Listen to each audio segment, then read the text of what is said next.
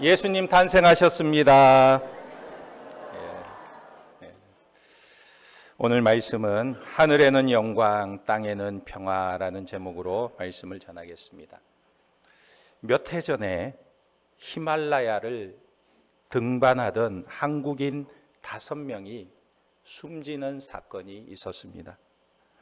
그 중에 김창호 대원이 있었는데 이분은 한국인 최초로 히말라야 8,000m급 봉우리를 14개 무산소 등반으로 성공을 해서 산악계에 큰 족적을 남긴 분이었습니다. 그런데 그가 여기서 멈추지 않고 구르자 히말이라는 정상에 오르는 코리안 웨어를 개척하기 위해서 등반에 올랐다가 그만 그 생애 마침표를 찍게 된 것입니다. 저는 생각해 보았습니다. 사람이 오를 수 있는 한계는 어디까지일까? 사람이 올라갈 수 있는 한계는 어디일까? 세상에서 가장 높은 곳을 다 정복하고 가장 높은 곳을 오르고 올랐습니다. 그렇다면 그 높은 곳은 과연 어디일까? 그곳이 아무리 높아도요, 그곳은 하늘에서 내려다보면 아무것도 아닌 것입니다. 그런데 만약 인간이 하늘에 오르는 것이 구원이라고 한다면 그 구원은 어떻게 이루어질 수 있을까요? 밑에서 올라가서 하늘에 닿을 수가 있을까요? 노력하고 힘을 쓰고 애를 쓰면 도달할 수가 있을까요? 아무리 힘쓰고 애를 써서 올라간다 할지라도 결국에 인간이 도달할 수 있는 곳은 하늘이 아니라 땅이라는 거예요.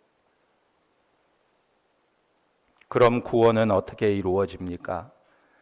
내가 올라갈 수 없고 인간이 올라갈 수 없다면 그것은 위에서 누군가가 내려와야 하는 것입니다. 그분이 바로 예수 그리스도인 것입니다.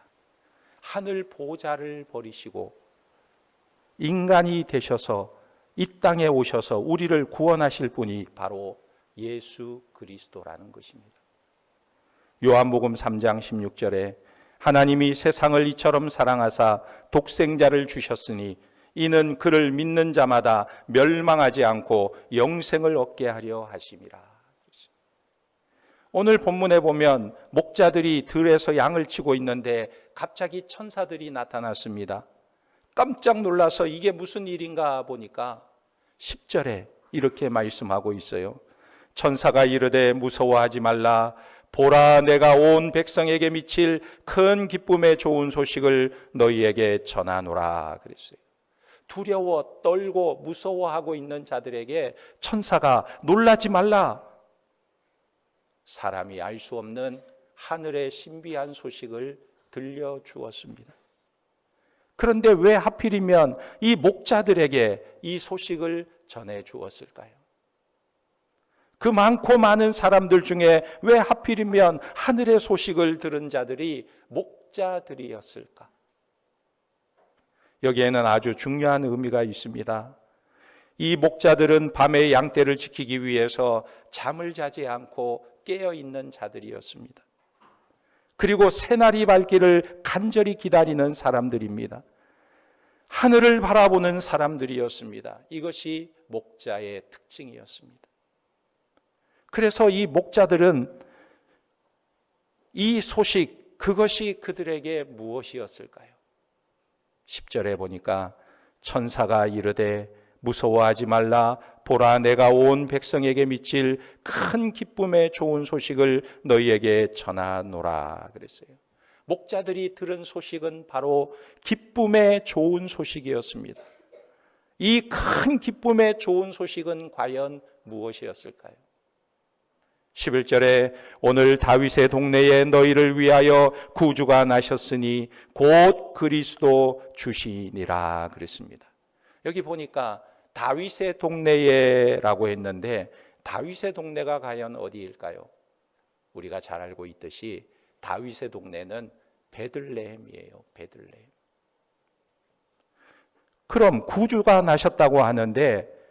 구주가 무엇이죠? 구주가 무슨 뜻일까요? 그것은 세상을 구원할 자, 구주라는 것입니다. 그런데 그분이 어디에서 태어나셨습니까? 바로 다윗의 동네 베들레헴에서 탄생하신 것입니다. 그런데 이것이 너희에게 기쁜 소식이다 전하고 있는 거예요. 왜 이것이 기쁜 소식일까요? 세상을 구원하기 위해 왕이 이 땅에 태어났다는 것입니다. 세상 사람을 구원하기 위해 왕이 이 땅에 인간의 몸을 입고 오셨다는 거예요. 다시 말해서 자기의 힘으로는 하늘에 오르지 못할 인생을 위해서 하나님께서 우리에게 다가오셨다는 것입니다. 그래서 이것이 큰 기쁨의 좋은 소식인 것입니다. 사실 우리 인간은요, 하나님께 나아가려고 해도 하나님께 다가갈 수 없는 자들입니다. 그러므로 하나님께서 하늘길을 여셔야만 우리는 그 길로 갈 수가 있는 것입니다. 하나님께서 그 길을 내시기 위해서 이 땅에 인간의 몸을 입고 오신 것이 바로 성탄절인 것입니다.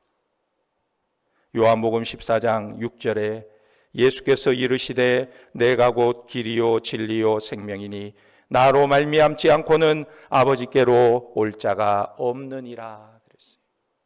예수 그리스도를 통해서 우리는 하나님 아버지께 나아갈 수 있게 되었다는 것입니다.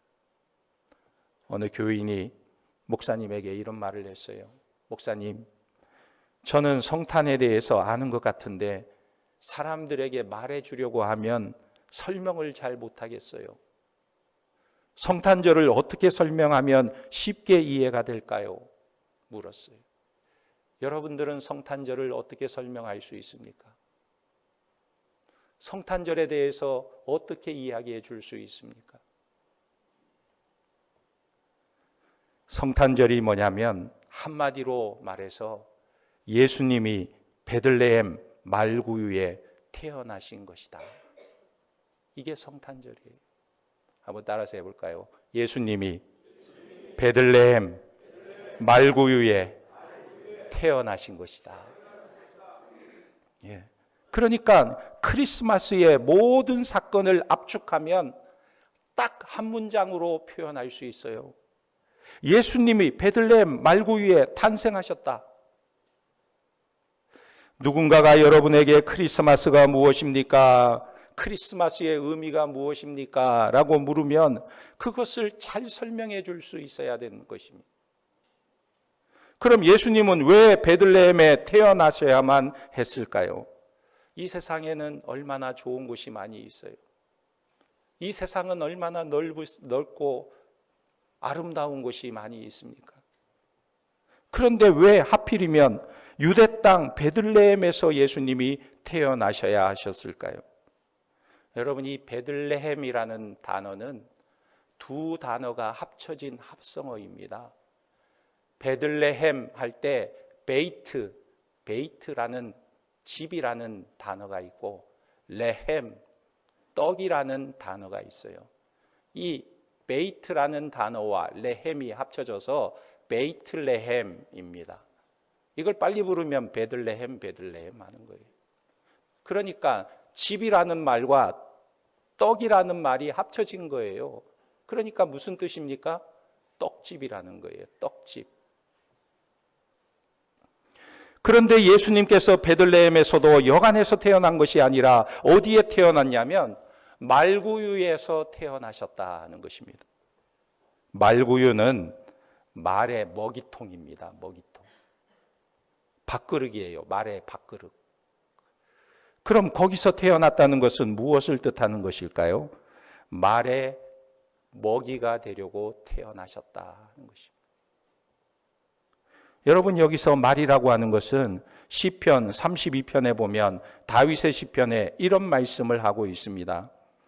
시편 32편 9절에 너희는 무지한 말이나 노새같이 되지 말지어다. 그것들은 재갈과 굴레로 단속하지 아니하면 너희에게 가까이 가지 아니하리로다. 그랬어요. 무엇을 말합니까? 이 말은 재갈과 굴레를 씌워서 통제하지 않으면 따라오지 않는 짐승이라는 거예요. 다시 말해서 불순종을 상징하는 짐승이라는 것입니다. 그러니까 말 같은 사람이란 말은 무지하고 고집이 세고 제멋대로 하기를 좋아하는 사람들을 가리켜서 말 같은 사람이다 이렇게 표현하는 것입니다. 그런데 예수님께서 그런 사람에게 양식이 되기 위해서 이 땅에 오신 것입니다. 그러므로 예수님께서 베들레헴에 오셨다는 것은 떡집에 오신 것인데 말구유의 떡이 되기 위해서 오신 거예요. 그러니까 말과 같이 고집이 세고 무지하고 제멋대로 하는 인간들을 살리기 위해서 그들의 양식이 되어 주시기 위해서 이 땅에 오셨다는 것입니다. 그리고 더 중요한 의미가 있습니다. 이 베들레헴이라는 곳은요, 다윗의 고향입니다. 다윗. 이스라엘의 왕, 다윗 왕의 고향인 것입니다. 그래서 다윗의 동네에라고 표현을 하고 있어요. 여러분, 다윗은 이스라엘 나라에서는 가장 이상적인 왕으로 모델이 되어 있습니다. 왕들의 모델 중에 모델이에요. 그래서 하나님은 메시아를 보내주실 때 가장 이상적인 왕을 보내주시는데 다윗을 생각해 보라는 것입니다. 그래서 이 예수님이 이 땅에 오실 때 다윗의 동네에서 태어나게 하신 것입니다. 미가 선지자는 미가서 5장 2절에 예수님이 태어날 것을 예언하면서 이렇게 말했어요. 베들레헴 에브라다야, 너는 유다 족속 중에 작을지라도 이스라엘을 다스릴 자가 내게서 내게로 나올 것이라. 그는 근본은 상고의 영원에 있느니라. 그러니까 베들레헴은 유다 많은 지역 중에서도 가장 작은 지역인데 거기에서 왕이 나올 것이라는 예언을 한 것입니다. 그런데 그 왕은 보통 왕이 아니고 그의 근본은 태초의 상고에 있는 신적인 존재라는 거예요. 그 왕이 베들레헴에서 태어날 것이라는 말씀인 것입니다. 이것은 구약 선지자들이 예언한 내용이에요. 그러니까 종합하면 어떤 의미일까요? 다윗보다도 더 위대한 영원한 왕, 영원한 하늘에 있는 위대한 왕이 자신을 인간에게 양식으로 주시기 위해 베들레헴 말구유에 태어나셨다는 거예요. 그 이유가 무엇일까요? 말과 같이 무지하고 고집이 세고 불순종한 인간을 살리기 위해 자기 몸을 떡으로 주려고 그 왕이 이 땅에 인간의 몸을 입고 오셨다는 것입니다. 이것이 바로 크리스마스의 의미인 것입니다. 그렇다면 이 성탄이 주는 결과는 무엇입니까? 그것이 바로 14절 말씀입니다. 우리 다 같이 한번 읽어볼까요? 시작. 지극히 높은 곳에서는 하나님께 영광이요 땅에서는 하나님이 기뻐하신 사람들 중에 평화로다 하니라. 아멘. 하늘에는 영광, 땅에는 평화. 이것이 크리스마스의 결과라는 거예요. 예수님이 오신 결과라는 것입니다. 그러면 영광이 무엇입니까? 하나님의 영광, 우리는 영광을 말하면 무엇을 떠올리게 됩니까? 하나님의 위대하심과 권능을 생각하게 되는 거예요. 그런데 우리가 하나님의 영광을 볼 때 우리는 두려워할 수밖에 없는 것입니다. 왜 그렇습니까? 그 권능이, 하나님의 영광이 우리를 압도하기 때문에 그 하나님 앞에 우리는 두려워할 수밖에 없는 거예요. 그런데 영광을 보면 꼭 그 두려운 영광만이 아니라 그 반대의 영광도 있는 것입니다. 그렇게 높은 하나님이 죄인된 인간을 구원하기 위해 가장 초라한 모습으로 이 땅에 태어나시고 그 희생과 사랑으로 낮아지신 모습, 그 모습에 더 놀라운 영광이 있는 거예요. 사실 인간이 볼 때는 그것은 영광이 아니라고 생각할 수 있습니다. 왜냐하면 우리는 높고 높은 것, 화려한 것을 좋아합니다. 장엄하고 웅장하고 위대한 것을 좋아해요. 그러나 진정으로 위대한 영광은 가장 낮은 모습으로 이 땅에 오시는 영광이라는 것입니다. 이 영광은요, 차원이 다른 영광이에요. 우리가 그 영광을 경험하게 되면 우리는 감격하게 되는 것입니다. 왜 감격합니까? 온 세상의 주인 되신 하나님께서 나 같은 죄인을 구원하기 위하여 인간의 몸을 입고 이 땅의 유대 땅 베들레헴 말구유 위에 태어나셨다. 이것이 얼마나 놀라운 사건이고 감격스러운 일입니까? 이것이 바로 크리스마스인 것입니다. 우리가 이것을 진정으로 경험한다면 거기에는 기쁨과 감격이 있는 것입니다. 이것에 감동이 되면 그 사람에게는 무엇이 주어지게 되느냐? 그때 비로소 평화가 주어지게 되는 거예요. 하나님이 인간의 몸을 입고 이 땅에 오셔서 유대 땅 베들레헴 말구유에 태어나셨다. 나를 살리기 위해서 그 하나님이 이 땅에 오셨다. 이것이 이해가 되면 우리의 마음속에 평화가 임하게 되는 것입니다. 그러나 이 평화는 거저 주어지는 것이 아니에요. 오늘 말씀의 평화 앞에 어떤 단서가 있습니까? 하나님이 기뻐하시는 사람들 중에 평화라 말씀하고 있어요. 하나님이 기뻐하시는 사람들이 누리는 평화인 것입니다. 그러면 어떤 사람들이 하나님의 기뻐하심을 입은 사람들일까요? 하늘에는 하나님의 영광이 가득함을 알고 보고 믿는 사람들인 것입니다. 하나님이 죄인을 구원하기 위해 아기 예수님을 보내주셔서 우리를 구원하셨음을 믿고 인정하는 사람에게 평화가 있다는 것입니다. 요즘 모든 사람들이 갈망하는 것이 평화예요. 평화. 세상이 좀 평화로웠으면 좋겠다. 전쟁 속에 있는 나라들도 많이 있잖아요. 세상이 좀 평화로웠으면 좋겠다. 평화를 원치 않는 사람들이 이 세상에 어디 있겠어요? 그런데 이 땅에 평화가 옵니까? 사람들은 평화를 원하지만 평화가 없는 이유가 무엇일까요? 평화의 공식을 잃어버렸기 때문입니다. 하늘에는 영광, 땅에는 평화. 그러니까 무엇을 말하고 있습니까? 하늘에 영광이 있어야, 그래야 땅에 평화가 있는 거예요. 그러나 사람들은 평화를 좋아하지만 평화의 근원이신 하나님은 거절한다는 거예요. 그래서 이 땅은 평화를 누리지 못하는 거예요. 진정한 평화를 맛보지 못하는 것입니다. 우리 다시 한번 생각해 보시기를 원합니다. 여러분, 성탄절이 무엇입니까? 예수님이 베들레헴 말구유에 탄생하신 것이 성탄절이에요. 그것이 의미하는 바가 무엇이죠?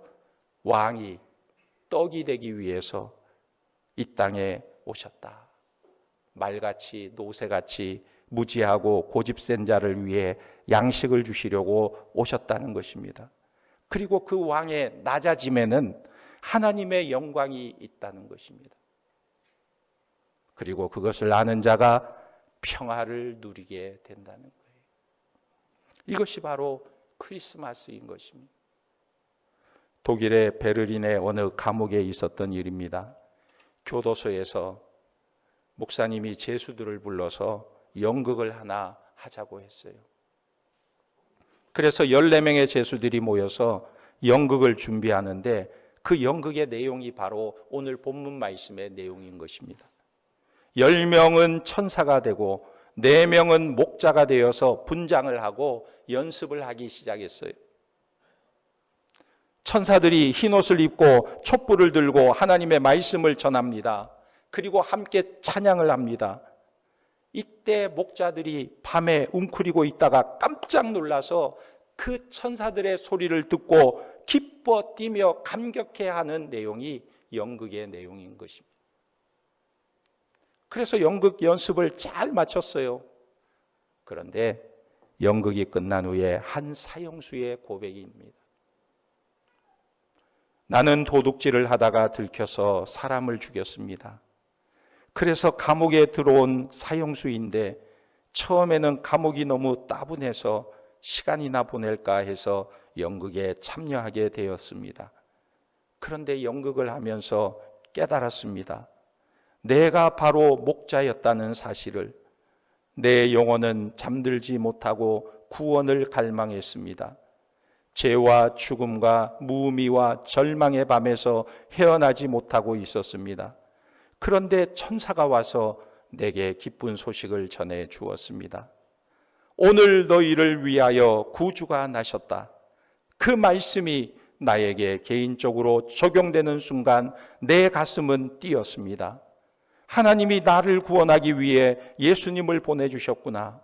나같이 버림받은 사람, 나같이 죄인인 이 괴수를 버린 것이 아니라 하나님이 나를 기억하시고 구원의 길을 여셨구나. 그러자 내 마음은 지금까지 경험해 보지 못한 평화로 가득 차게 되었습니다. 그래서 처음에는 연극으로 시작했지만 이제는 진정한 나의 고백이 되었습니다. 나는 곧 형장에서 이슬로 사라질 것이지만 이제 내 영혼은 활짝 열린 하늘을 바라봅니다. 그리고 하나님의 영광을 바라봅니다. 나는 진정한 평화를 누리고 있습니다. 연극 연습을 하다가 그 천사들의 메시지가 자기에게 들려주는 메시지로 받아들인 거예요. 그리고 날 구원하기 위해 이 땅에 오신 예수님을 영접하게 되자 그의 마음속에는, 사형을 앞두고 있는 그의 마음속에는 두려움은 사라지고 하나님이 주시는 평화가 깃들게 된 것입니다. 여러분에게도 이런 영광과 평화의 역사가 일어나기를 예수님의 이름으로 축원합니다. 아멘. 기도하겠습니다. 예수 그리스도의 오심을 감사하며 찬양과 영광을 돌립니다. 이 낮고 낮은 땅에 우리의 죄와 허물을 사해 주시려고 인간의 몸을 입고 오신 주님께 감사와 영광을 돌립니다. 유대 땅 베들레헴 말구에 오신 주님이 기쁨이 되게 하시고 주님의 오심이 우리에게 큰 위로와 소망이 되게 하시고 주님 오심 때문에 우리의 삶이 날마다 기쁨과 가슴 벅찬 삶이 되어서 우리 예수님을 만방에 증거하는 복된 인생이 되도록 인도하여 주시옵소서. 예수님의 이름으로 기도합니다. 아멘.